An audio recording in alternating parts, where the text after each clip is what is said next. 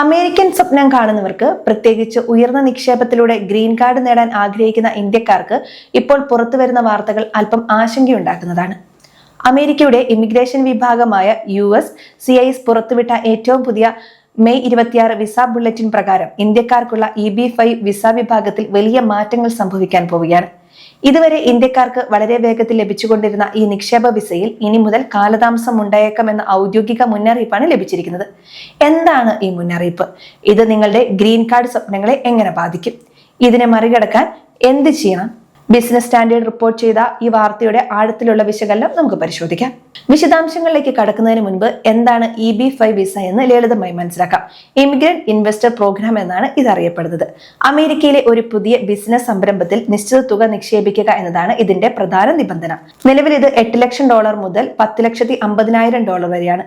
ഈ നിക്ഷേപം വഴി ചുരുങ്ങിയത് 10 അമേരിക്കൻ തൊഴിലാളികൾക്കെങ്കിലും മുഴുവൻ സമയ ജോലി നൽകണം.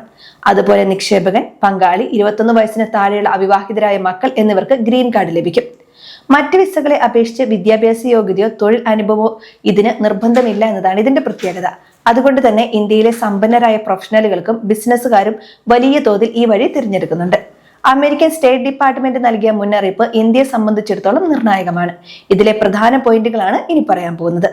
ഇന്ത്യയിൽ നിന്നുള്ള EB-5 അപേക്ഷകരുടെ എണ്ണത്തിൽ അസാധാരണമായ വർധനവാണ് ഉണ്ടായിരിക്കുന്നത്. നിശ്ചിത കോട്ടയേക്കാൾ കൂടുതൽ അപേക്ഷകൾ എത്തുമ്പോൾ വിസ റിട്രോഗ്രേഷൻ സംഭവിക്കുന്നു. ലളിതമായി പറഞ്ഞാൽ, ഒരു വിഭാഗത്തിൽ അപേക്ഷകൾ കൂടുമ്പോൾ വിസ നൽകുന്ന തീയതികൾ പുറകോട്ട് പോകുന്ന അവസ്ഥയാണിത്. അതായത് ഇന്ന് അപേക്ഷിക്കുന്ന ഒരാൾക്ക് ഗ്രീൻ കാർഡ് ലഭിക്കാൻ വർഷങ്ങൾ കാത്തിരിക്കേണ്ടി വരും. നിലവിലെ മുന്നറിയിപ്പ് പ്രധാനമായും അൺറിസർവ്ഡ് വിഭാഗത്തിലുള്ളവർക്കാണ്. 2026 സാമ്പത്തിക വർഷത്തെ ക്വാട്ട തീരാറായി എന്ന സൂചനയാണ് ഇത് നൽകുന്നത്. എന്തുകൊണ്ടാണ് ഇന്ത്യക്കാർക്കിടയിൽ EB-5 പ്രിയങ്കരമായതെന്ന് നമുക്ക് നോക്കാം.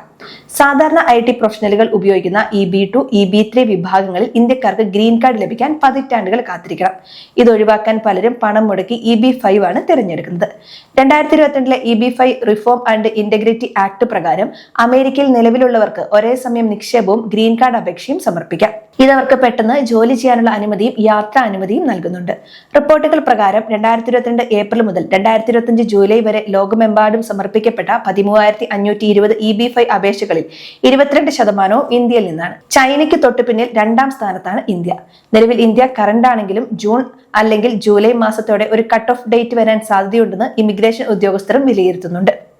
$8 ലക്ഷം എന്ന നിക്ഷേപം ഭാവിയിൽ വർദ്ധിപ്പിക്കാൻ സാധ്യതയുള്ളതിനാൽ കുറഞ്ഞ തുകയിൽ ഗ്രീൻ കാർഡ് ഉറപ്പാക്കാൻ നിക്ഷേപകർ ശ്രമിക്കുകയാണ്.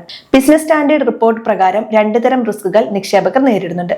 നിങ്ങളുടെ അപേക്ഷ വൈകുകയോ അല്ലെങ്കിൽ പ്രൊജക്ട് പരാജയപ്പെടുകയോ ചെയ്താൽ ഗ്രീൻ കാർഡ് എന്ന സ്വപ്നം പാതി വഴിയിലാകും. EB-5 നിക്ഷേപം നിയമപരം അറ്റ് റിസ്ക് ആയിരിക്കണം. അതായത് ലാഭം ഉറപ്പു നൽകാൻ കഴിയില്ല. നിക്ഷേപിക്കുന്ന പ്രൊജക്ട് കൃത്യമായി തൊഴിലവസരങ്ങൾ സൃഷ്ടിച്ചില്ലെങ്കിൽ നിങ്ങളുടെ പണം നഷ്ടപ്പെടാനും സാധ്യതയുണ്ട്. ഈ പ്രതിസന്ധി ഘട്ടത്തിൽ നിക്ഷേപകർക്ക് ചെയ്യാവുന്ന ചില കാര്യങ്ങളാണ് ഇനി പറയാൻ പോകുന്നത്. Rural, high unemployment area, infrastructure എന്നീ 3 റിസർവ്ഡ് വിഭാഗങ്ങളിൽ ഇപ്പോഴും ക്വാട്ട ബാക്കിയുണ്ട്. ഇതിൽ റൂറൽ പ്രൊജക്ടുകൾക്ക് മുൻഗണന ലഭിക്കുന്നുണ്ട്. ജൂൺ മാസത്തിന് മുൻപ് അപേക്ഷ സമർപ്പിക്കുന്നത് റിട്രോഗ്രേഷനിൽ നിന്ന് രക്ഷപ്പെടാൻ സഹായിച്ചേക്കുമെന്ന വിലയിരുത്തലുണ്ട്. ഒരു പ്രൊജക്ട് തിരഞ്ഞെടുക്കുന്നതിന് മുൻപ് അതിന്റെ സാമ്പത്തിക ഭദ്രതയും മുൻകാല ചരിത്രവും പരിശോധിക്കണം. ചുരുക്കത്തിൽ, അമേരിക്കൻ ഗ്രീൻ കാർഡിനുള്ള എളുപ്പ വഴി എന്ന് കരുതിയിരുന്ന EB-5 വിഭാഗത്തിലും ഇപ്പോൾ വലിയ മത്സരമാണ് നടക്കുന്നത്. മെയ് മാസത്തെ വിസ ബുള്ളറ്റിൻ നൽകുന്ന മുന്നറിയിപ്പ് ഗൗരവമായി തന്നെ കാണണം. നിങ്ങൾ നിക്ഷേപത്തിന് തയ്യാറെടുക്കുന്ന വ്യക്തിയാണെങ്കിൽ ഇനിയുള്ള ഓരോ മാസവും നിർണായകമാണ്. കൃത്യമായ ഗവേഷണവും വേഗത്തിലുള്ള തീരുമാനങ്ങളും മാത്രമാണ് ഈ പ്രതിസന്ധി മറികടക്കാൻ നിങ്ങളെ സഹായിക്കുക.